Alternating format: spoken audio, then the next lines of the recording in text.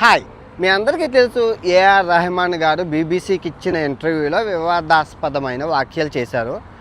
ఒకటి, నేను ముస్లిం అవ్వడం వల్ల నాకు బాలీవుడ్లో అవకాశాలు రావట్లేదు అనడం. 2, 8 సంవత్సరాలుగా పవర్ మారడం వల్ల నాకు అవకాశాలు రావట్లేదు అని ఇటు మతపరంగాను ఇటు రాజకీయం పరంగాను ఆయన చాలా దుమారాన్ని రేపారు. తప్ప అంటే అక్షరాల తప్పే. ఎందుకంటే ఇప్పుడు ముస్లింగా నాకు అవకాశాలు రావట్లేదంటే షారుఖ్ ఖాను, సల్మాన్ ఖాను, అమీర్ ఖాను, కింగ్ ఖాను వీళ్ళందరూ కానుత్రయమే కదా, ఇప్పటికీ నెంబర్ 1 లాలే కదా. అలాగైతే ఎప్పుడో అజయ్ దేవగాను, రణబీర్ కపూర్, సందీప్ కపూర్, బాబీ డియోలు వీళ్ళు ముందు ఉండాలి, కానీ వాళ్ళు లేరు కదా. సో అది తప్పు. సో ఇంకా అంటే ఇక్కడ ఎలా చెప్పాలి అనుకుంటే ఏఆర్ రెహమాన్ గారి బయోగ్రఫీ చాలా ఇంట్రెస్టింగ్గా ఉంటుంది. ఎందుకంటే ఆయన దిలీప్ కుమార్ ఒక హిందూ ఫ్యామిలీలో పుట్టి వాళ్ళ నాన్నగారు చనిపోయాక అలియాస్ ఏఆర్ రెహమాన్గా మారారు, మతం మార్చుకున్నారు. చాలా బాగుంటుంది. ఎందుకంటే నేను కూడా అదే ఫేస్ చేశాను. గత కొన్ని రోజులుగా మీరు చూసుకుంటే చిన్న టంగ స్లిప్ అవ్వడం వల్ల మొత్తం ధూమ్ ధామ్ అయిపోయి రచ్చరంబోలా అయిపోయింది. సో దీనికి కరెక్ట్గా జస్టిఫైడ్ ఇచ్చే వీడియో చేయగలనని నేను అనుకుంటాను. బ్యాక్గ్రౌండ్ బాగుంది కదా, ఎంజాయ్ చేయండి, లైక్ కొట్టండి, వీడియోని పూర్తిగా చూడండి. ఏఆర్ రెహమాన్ గారి బయోగ్రఫీ చాలా బాగుంటుంది. సో రెహమాన్ గారు వాళ్ళ ఫ్యామిలీ చాలా పేద కుటుంబం. వాళ్ళ నాన్నగారు సినిమా ఇండస్ట్రీకి సంబంధించిన 24 క్రాఫ్ట్స్లో ఎలక్ట్రీషియను, లైట్ బాయ్ ఆ టైప్ అనమాట.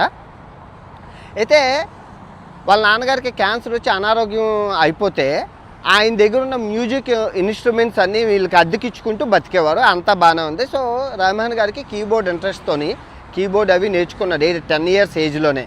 ఆ తర్వాత కోటి గారి దగ్గర, తర్వాత ఈయనెవరు ఇళయరాజా గారి దగ్గర ఆయన ప్రాక్టీస్ చేశారు. ప్రాక్టీస్ చేసే క్రమంలో ఈయన ఆ కీబోర్డ్ అవి సంగీతం అవి నేర్చుకున్నారు. వాళ్ళ నాన్నగారు చనిపోయాక వాళ్ళ అమ్మగారు ఫ్యామిలీని చూసుకోవడం, ఏఆర్ రెహమాన్ గారు ఒకరు అవ్వడం వల్ల ఫ్యామిలీని అంతా సపోర్ట్ చేసేవారు.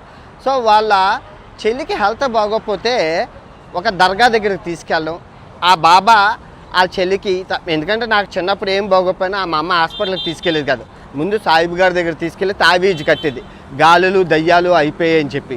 సో అదేవిధంగా మన ఏఆర్ రెహమాన్ గారు వాళ్ళ అక్కని ఆ దర్గాకి తీసుకెళ్ళడం, అంతా తగ్గిపోయాక వీళ్ళు ఆ మతం మీద ఇంట్రెస్ట్ రావడం. సో మతం మారిపోయారు, అందరూ మతం మారిపోయి మన దిలీప్ కుమార్ని ఏఆర్ రెహమాన్ గాను వాళ్ళ మేడం గారు పేర్లు అందరూ మార్చేసుకున్నారు. అంతా హ్యాపీగానే ఉంది. సో అదే క్రమంలో మణిరత్నం గారికి ఇళయరాజా గారికి గొడవలు రావడం. సో కొత్త సంగీత దర్శకుల కోసం చూస్తున్నప్పుడు మన ఏఆర్ రెహమాన్ గారు యాడ్లతో మంచి యువరక్తం కదా, మంచి ఫామ్లో ఉన్నారు ఆ రోజుల్లో ఉంటే ఇంకా చాలా రాజకీయం జరిగింది. కానీ అక్కడ రోజా మూవీ పడడం, ఇంకా సారు పేరు మారడం, మతం మారడం, ఇదంతా మనకు కలిసి వచ్చిందని చెప్పి ఇంకా మతం మీద హ్యాపీగా ఏఆర్ రెహమాన్ పేరుతో ఇంకా ఆ రోజు చూసింది ఈ రోజు కూడా ఆయన తిరిగి చూసుకోకర్లేదు. ఇందులో ఆయన ఎన్నో సాధించారు, ఆస్కార్ అవార్డులు గట్టా వచ్చాయి. ఇక్కడ ప్రాబ్లం ఏంటంటే ఇప్పుడు ఆయన అన్న వివాదాస్పదమైన వ్యాఖ్యలు ఏవైతే ఉన్నాయో, ఇప్పుడు ఆయన మీ అందరికీ తెలుసు అరబ్ కంట్రీస్లో ఏఆర్ రెహమాన్ గారికి బాలీవుడ్కి ఎంత క్రేజ్ ఉంటుందో మీ అందరికీ చూపించాను. ఎన్ని దేశాలు అరబ్ కంట్రీస్లో వాళ్ళు బాలీవుడ్ మూవీస్ డ్యాన్సులు అంటే మామూలుగా ఉండదు. అందులోని ఈయన ముస్లిం, అందులోని బాలీవుడ్. సో బాలీవుడ్లో ఎలాగా మతం మీద అవకాశాలు ఉంటాయి అనగానే మొత్తం ఈ అరబ్ కంట్రీలన్నీ కోడేకొస్తుంది. ఇప్పుడున్న మలేషియాలో చూసుకున్నా, ఏదైనా చూసుకుంటే ఎంత తప్పు అయిందంటే, ఇప్పుడు రాజకీయ పార్టీలు మీ అందరికీ తెలుసు, మన ఇండియాలో హైందవ మతం ఈ మత విద్వేషాల గొడవలు, బత్తాయిల గోల అసలు మామూలుగా లేదు. ఈ సమయంలో ఈయన ఇలాగనడం దుమారాన్ని రేపింది. ఇటు బీజేపీ ప్రభుత్వం అవ్వచ్చు, తర్వాత మతానికి సంబంధించిన వాళ్ళు కావచ్చు, ఇటు బత్తాయి గ్యాంగ్ ఉంటుంది కదా మత విద్వేషాలు రెచ్చగొట్టే, ఈ మత విద్వేషాలు రెచ్చగొట్టే గ్యాంగ్ అవ్వచ్చు అసలు. అండ్ బాలీవుడ్లో సీనియర్స్ అయ్యి ఉండొచ్చు. అసలు దగ్గర ఒక 5 నుంచి 6 గ్రూపులు ఏకదాటిగా టార్గెట్ చేస్తున్నారు. చాలా తక్కువ మంది ఆయన్ని సపోర్ట్ చేసే బ్యాచ్ ఉంది. నెగిటివిటీ హ్యూజ్ స్ప్రెడ్డింగ్ అయితే ఉంది. కానీ ఇప్పుడు ఇలాంటి ఆయన చూడండి, అరే హిందువులకి ఒక 10 ఇల్లులు ఏఆర్ రెహమాన్ కట్టించారు అని అంటే ఆ మత సామరస్యం కానీ అరే చూడరా, ఒక ముస్లిం అయింది 10 మంది పేదవాళ్ళకి ఇల్లులు కట్టించారు అన్నది అది వేరేగా ఉంటుంది. కానీ ఇది నా మతం వల్లే నాకు అవకాశాలు రావట్లేదు అన్నది ఒక మత విద్వేషం అనే చెప్పాలి. ఇంకా దాన్ని మనం సరిదిద్దుకోలేరు. ఆయన నిన్న వచ్చి ఎక్స్ప్లెనేషన్ ఇచ్చారు, కానీ అది యాక్సెప్టబుల్గా లేదు. యాక్సెప్టబుల్గా లేదంటే ఆయన చెప్పింది నేను చేసింది తప్పు కాదు అన్నట్లు మాట్లాడారు. కానీ మాట్లాడింది తప్పు, నన్ను క్షమించండి అంటే అయిపోయింది. ఇప్పుడు నాది చిన్న టంగ స్లిప్ అయిపోయినప్పుడు, అరే బాబు టంగ స్లిప్ అయిందిరా, నేను రేపుల గురించి మాట్లాడే క్రమంలో ఇది జరిగిందిరా క్షమించండిరా అన్నా అక్కడ మనీ జనరేట్ అవుతుంది కాబట్టి అందరూ అలా అన్నారు. ఇంకా నేను ఏం అనలేదు వెంటనే అని చెప్పినా కూడా. సో ఇక్కడ అలా కాదు, ఆయన నేను చెప్పింది అర్థం అవ్వలేదు అన్నట్లు మాట్లాడారు. నేను ఎవరిని ఇబ్బంది పెట్టట్లేదు అన్నట్లు నేను మళ్ళీ ఆయన రిప్లై ఇచ్చారు. రెహమాన్ గారు కూడా అర్థం చేసుకోవాల్సిన విషయం ఏంటంటే ఆయనకి 60 సంవత్సరాలు, అక్షరాల 60 సంవత్సరాలు ఉన్నాయి.